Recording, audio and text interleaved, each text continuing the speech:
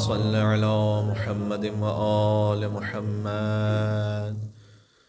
بسم الله الرحمن الرحيم. اللهم كن لوليك الحجة ابن الحسن صلواتك عليه وعلى آبائه في هذه الساعة وفي كل ساعة وليا وحافظا وقائدا وناصرا ودليلا وعينا حتى تسكنه أرضك طوعا وتمتعه فيها طويلا.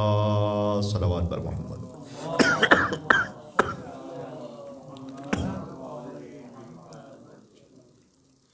دعائے توسل چار معصومین علیہ السلام کی ایک حدیث کے ساتھ سرور کائنات ختمی مرتبہ صلی اللہ علیہ وآلہ وسلم کا ارشاد گرامی ہے کہ سخت ترین خوف و ہراس کے 7 مرحلوں میں تمہیں میری اور میرے اہل بیت کی محبت کام آنے والی ہے۔ آغاز دعائے توسل کا حضور مکرم کی اس حدیث سے کرتے ہیں کہ جس کا تعلق ہمارے ایمان اور عقیدے سے ہے۔ حضور نے فرمایا کہ جو سخت ترین ہراس اور خوف کے مرحلے ہوں گے ان میں تمہیں میرے عطرت کی محبت کام آئے گی۔ موت کے وقت پہلا فرمایا، قبر میں دوبارہ اٹھائے جاتے وقت، اعمال نامہ دریافت کرتے وقت، حساب کتاب ہوتے وقت، اعمال کو تولے جاتے وقت اور صراط سے گزرتے وقت۔ یہ 7 وہ موقع ہیں جہاں تمہیں میری عطرت کی محبت کام آئے گی، جو سخت ترین خوف کے موقع۔ مل کے صلوات بھیج دیجیے گا محمد و آل محمد۔ اللہم صلی علی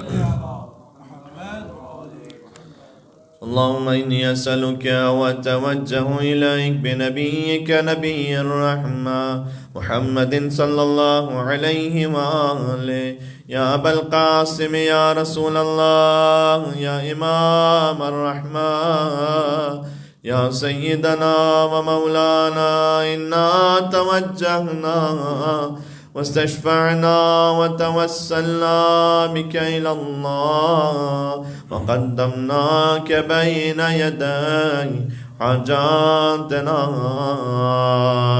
يا وجيها عند الله اشفع لنا عند الله۔ جناب امیر علی ابن ابی طالب علیہ السلام ارشاد فرماتے ہیں، بہت ہی خوبصورت حدیث مولا کی، فرمایا آگاہ رہو، قرآن ایسا نصیحت کرنے والا ہے کہ جو تم سے کبھی خیانت نہیں کرے گا۔ کبھی انسان کسی سے کو نصیحت طلب کرتا ہے لیکن نہیں معلوم اس نے مخلصانہ مشورہ دیا، ایمانداری کے ساتھ دیا نہیں دیا۔ امام علیہ السلام نے فرمایا قرآن تمہیں ایک ایسا نصیحت کرنے والا ہے جو کبھی تم سے خیانت نہیں کرے گا، اور ایسا ہدایت کرنے والا ہے کہ جس ہدایت کے ساتھ کبھی گمراہی مخلوط نہیں ہوگی، یعنی خالص ہدایت ہے، اس میں گمراہی مکس نہیں ہوگی، اور ایسا بات کرنے والا ہے جو تم سے کبھی جھوٹ نہیں بولے گا۔ کیا بات ہے، سبحان اللہ۔ یا ابا الحسن یا امیر المومنین یا علی ابن ابی طالب یا حجت اللہ علی خلقہ یا سیدنا و مولانا انا توجہنا واستشفعنا وتوسلنا بک الی اللہ وقدمناك بين يدي حاجاتنا يا وجيها عند الله اشفع لنا عند الله۔ بی بی خاتون جنت فاطمہ الزہرا سلام اللہ علیہا ارشاد فرماتی ہیں اس حدیث کے پس منظر میں کہ زمرد کی ایک لوح تھی بی بی کے پاس، لوح یعنی تختی۔ تو جابر بن عبداللہ انصاری جن سے حدیث قصہ کی روایت بھی ہے، وہ کہتے ہیں کہ میں نے بی بی کے پاس وہ لوح دیکھی تھی اور میں نے بی بی سے پوچھا کہ میرے ماں باپ آپ پر قربان ہو جائیں، یہ لوح کون سی ہے؟ تو بی بی نے فرمایا کہ یہ وہ لوح ہے کہ جس میں میرے بابا، میرے شوہر، میرے 2 بچوں اور ان کی نسل میں آنے والے ہر امام معصوم کا نام لکھا ہوا ہے۔ خدا متعال نے یہ لوح میرے بابا کو ہدیتاً بھیجی تھی اور میرے بابا نے میری خوشی کی خاطر اسے مجھے تحفے میں عطا فرمایا۔ سبحان اللہ، اللہ سبحانہ وتعالیٰ آمین 14 سے متمسک فرمائے۔ یا فاطمۃ الزہراء یا بنت محمد یا قرۃ عین الرسول یا سیدتنا و مولاتنا انا توجہنا واستشفعنا وتوسلنا بک الی اللہ وقدمناک بین یدی حاجاتنا یا وجیہة عند اللہ اشفعی لنا عند اللہ. مولا امام حسن مجتبی علیہ السلام ارشاد فرماتے ہیں، فرمایا مکارم الاخلاق پورا ان 10 صفات میں، یعنی اگر کوئی اپنے اخلاق کو کمپلیٹ کرنا چاہتا ہے 10 صفات کو اپنائے. میں آپ کے سامنے عرض کر دیتا ہوں. فرمایا سچ بولنا پہلا، دوسرا دوسروں کے ہاتھ میں جو کچھ ہے اس سے اپنی امید کو قطع کر دینا. اس میں ایک بڑی گہرائی ہے کہ جو کچھ اور ہے کسی اور کے ہاتھ میں، اس سے اگر امید لگا کے بیٹھوں گا تو ہو سکتا ہے کہیں نہ کہیں کسی شر میں یا حرام میں پڑ جاؤں. تو امام نے فرمایا کہ تمام کا تمام مکارم الاخلاق 10 صفات میں ہے. سچ بولنا، دوسروں کے ہاتھ میں جو کچھ ہے اس سے اپنی امید کو توڑ لینا، تیسرا سائل کو عطا کرنا، چوتھا اخلاق کا اچھا ہونا، پانچواں خدمت کرنے والے کو اجرت دینا اگر ہم نے کسی سے خدمت کوئی لی ہے تو، چھٹا رشتہ داروں سے صلہ رحم کرنا، ساتواں ہمسائے کی مدد کرنا، آٹھواں دوستوں کا حق پہچاننا، اور نواں مہمان نوازی کرنا، اور 10واں فرمایا رأسہن، ان سب سے زیادہ اہم الحیا، شرم و حیا کا رکھنا. سبحان اللہ. حیا نے موڈسٹی. تو اگر حیا ہے تو پھر لا دین لمن لا حیا لہ، اس کا دین ہی نہیں جس کے بعد حیا نہیں.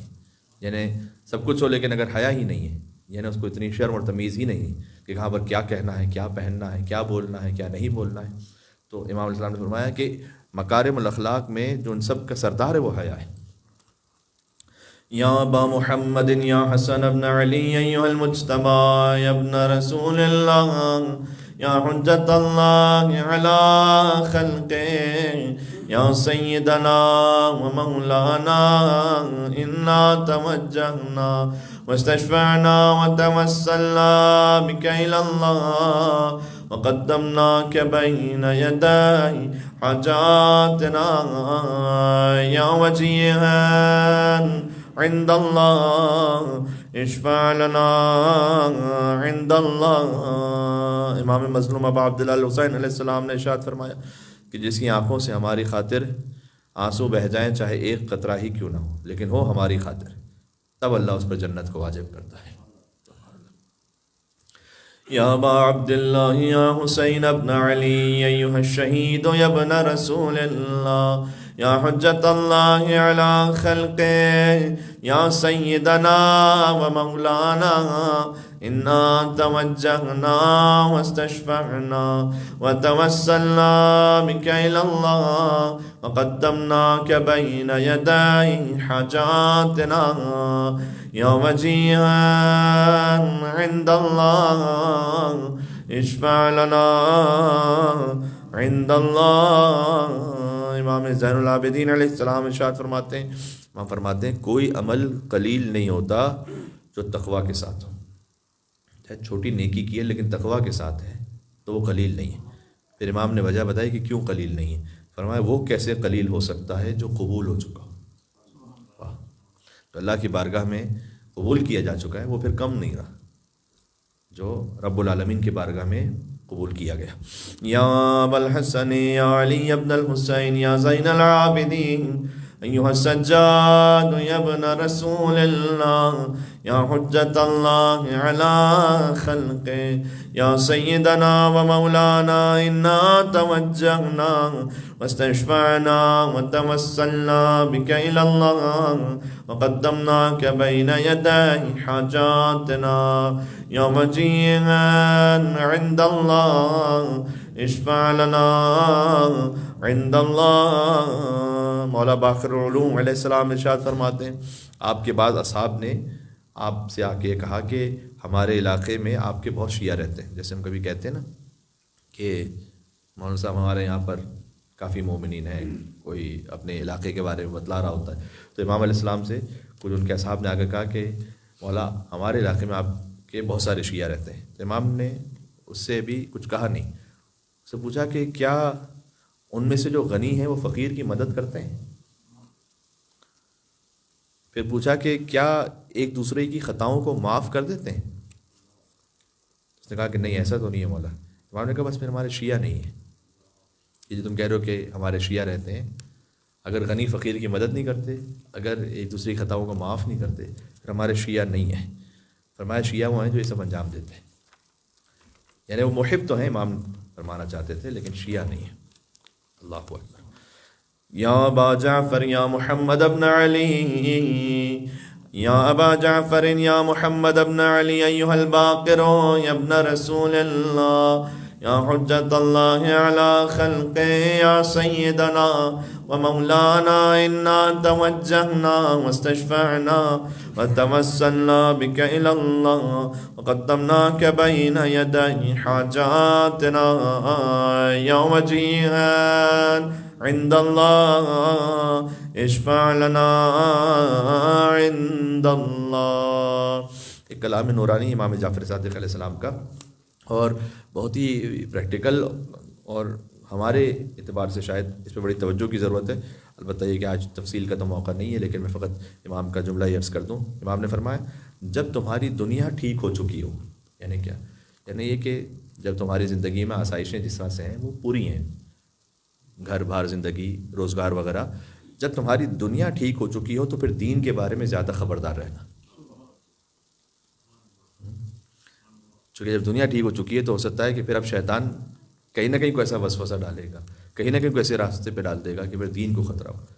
جب دنیا ٹھیک ہو تو پھر دین کے بارے میں زیادہ خبردار رہنا.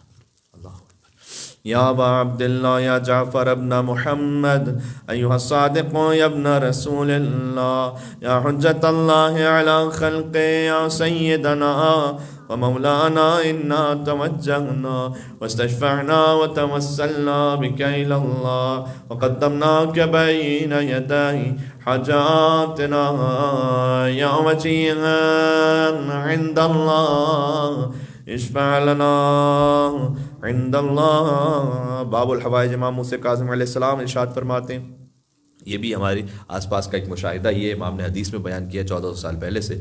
فرمایا جو فقر میں یعنی غربت میں پروان چڑھا ہو، بسا اوقات پھر جب دولت اس کے پاس آتی ہے تو اسے طغیان اور سرکشی کی طرف لے کے جاتی ہے. یعنی اچانک اگر کسی پر دولت آ جائے تو امام نے کہا کہ یہ بھی اس سے ہوشیار رہو، چونکہ جو فقر میں زیادہ پروان چڑھا ہے اس کے بعد جب اچانک دولت آئی تو بہت ممکن ہے کہ اسے وہ طغیان اور سرکشی کی طرف لے کر جائے.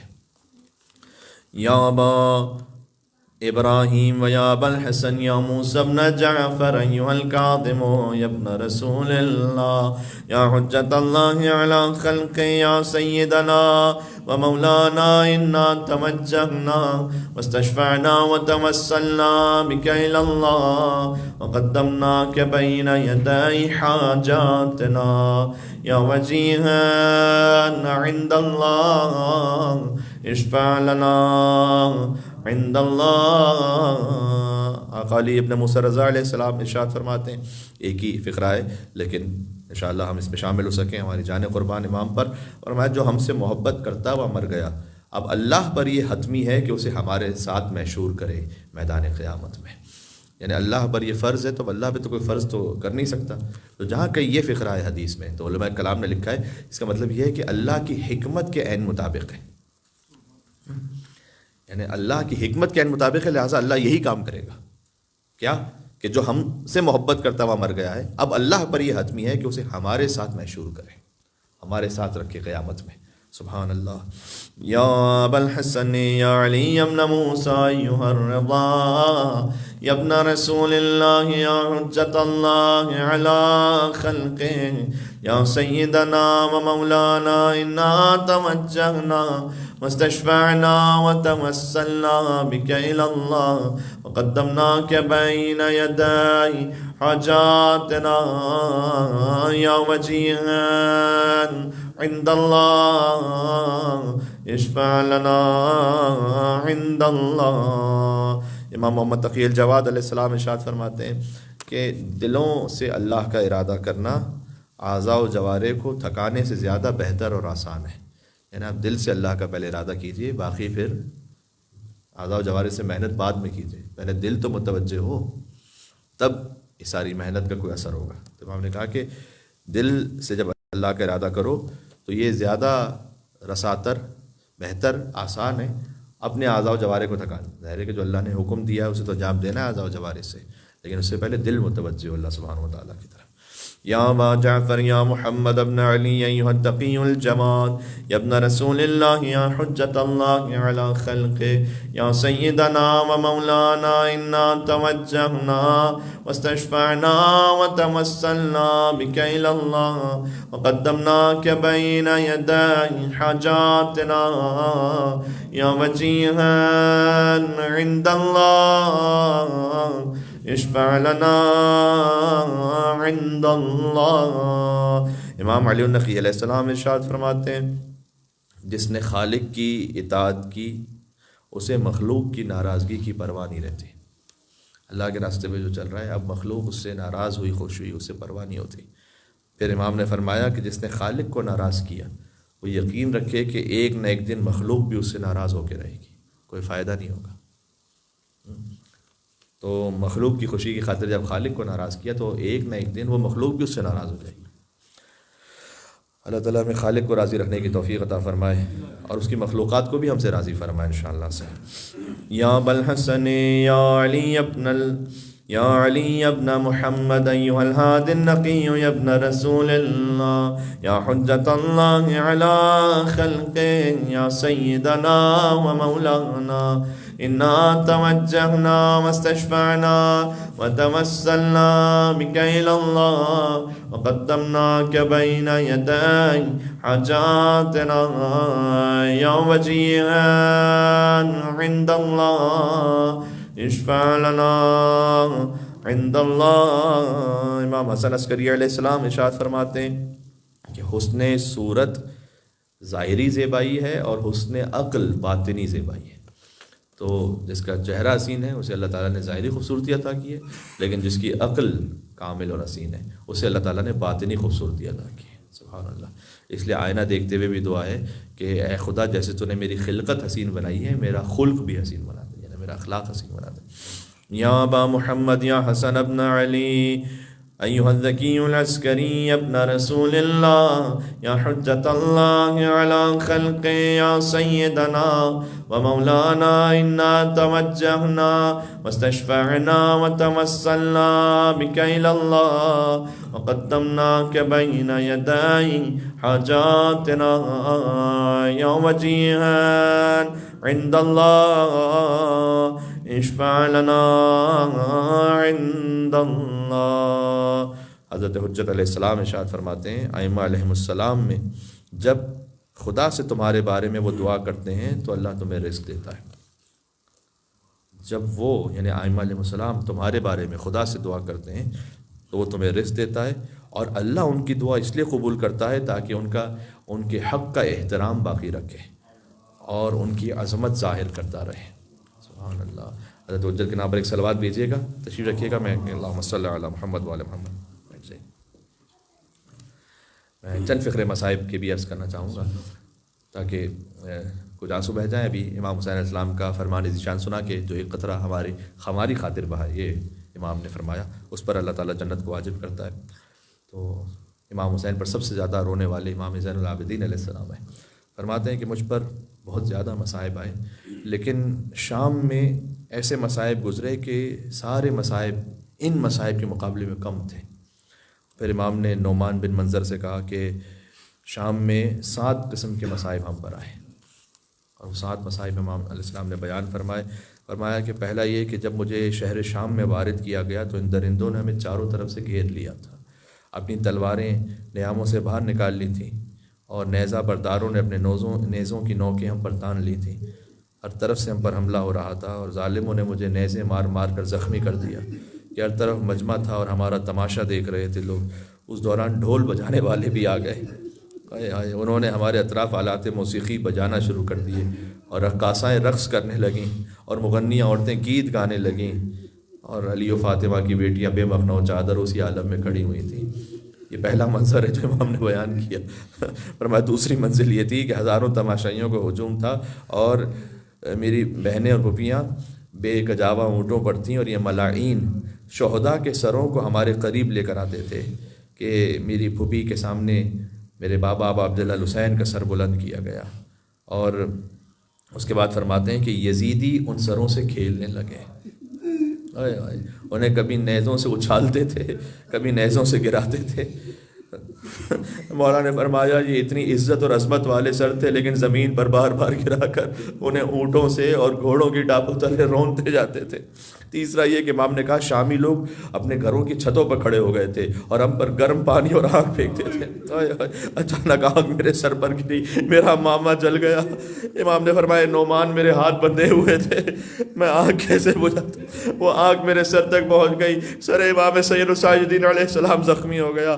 چوتھا فرمایا یہ ملاعین طلوع آفتاب سے لے کر غروب آفتاب تک ہمیں شہروں میں یعنی بازاروں میں اور گلیوں میں پھراتے رہے، دف اور تنبورے ہمارے گرد بجاتے رہے، اور جو نظر آتا تھا اس سے کہتے تھے لوگوں انہیں گھسیٹو، یہ خوارج ہیں، اسلام میں خوارج کی سزا موت ہے۔ پانچواں یہ فرمایا ان لوگوں نے ہمیں اونٹوں سے دھکے دے کر اتارا اور پیدل چلایا، ایک رسی لے آئے، اسی ایک رسی میں ہم سب کو باندھ دیا گیا اور ہمیں کھینچ کر یہود و نصارہ کی طرف لے گئے، اور انہیں کہا یہ محمد کے اہل بیت ہیں، انہی کے بزرگوں نے تمہارے باپ داداؤں کو قتل کیا تھا، آج یہ تمہارے ہاتھوں میں، ان سے انتقام لے لو۔ اب امام نے فرمایا ان میں سے کچھ نے جو چاہا ہمارے ساتھ وہ سلوک کیا کہ کوئی ہمیں پتھر مار رہا تھا، کوئی لکڑیاں مارتا تھا، کوئی ہم پر مٹی ڈال رہا تھا۔ چھٹی منزل یہ آئی کہ یزیدی ہمیں، یہ بڑی سخت منزل ہے، میں نے جب بھی اسے پڑھا ہے تو میرا دل کلیجہ کانپ جاتا ہے کہ کیا کیفیت ہوئی ہوگی۔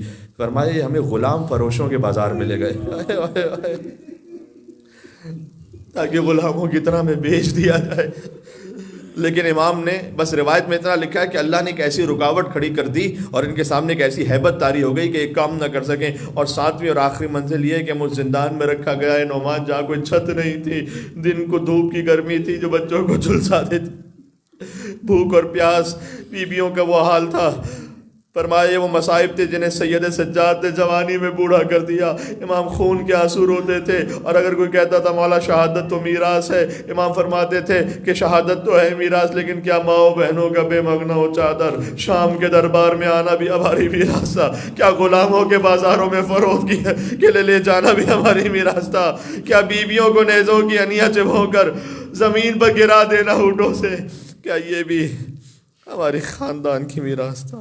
وَسَيَعْلَمُ الَّذِينَ ظَلَمُوا عَلَى مُحَمَّدٍ أَيَّا مُنْقَلَبٍ يَنْقَلِبُونَ۔ اب امام زمانہ علیہ السلام کا وسیلہ جو مولا خود فرماتے ہیں میں صبح و شام روتا ہوں اور میں پانی کے بجائے خون کے آنسو بہاتا ہوں، امام کی خدمت میں چلیں۔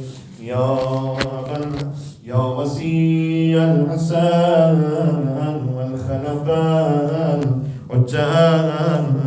أيها القائم المنتظر المهدي يا ابن رسول الله يا حجة الله على خلقه يا سيدنا ومولانا إنا توجهنا واستشفعنا وتوسلنا بك إلى الله وقدمناك بين يدي حاجاتنا يا وجيها عند الله اشفع لنا عند الله۔ السلام عليك يا صاحب العصر والزمان يا إمام الإنس والجان، عجل الله تعالى فرجك وسهل الله تعالى مخرجك وظهورك ورحمة الله وبركاته مع السلامات۔